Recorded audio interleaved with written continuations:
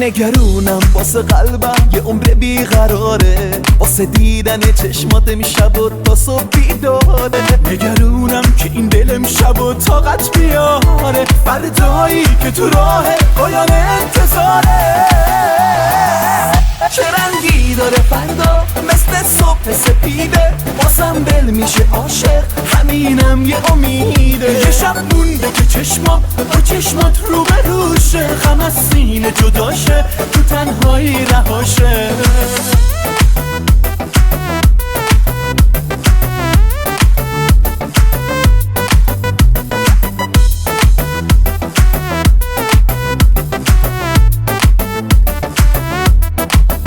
تو تنها نشستی تو این دنیا شکستی، به پای من نشستی، به هیچ کی دل نبستی.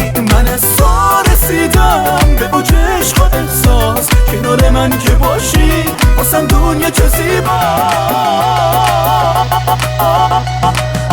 چه رنگی داره فردا مثل صبح سپیده، بازم دل میشه عاشق، همینم یه امیده. یه شب مونده که چشمام با چشمات رو به روشه، غم از سینه جداشه، تو تنهایی رهاشه.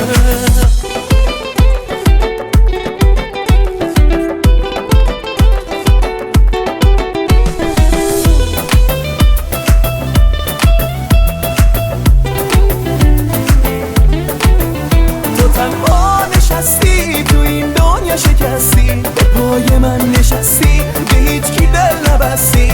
من از تو رسیدم به اوج عشق و احساس، کنار من که باشی واسم دنیا چه زیبا.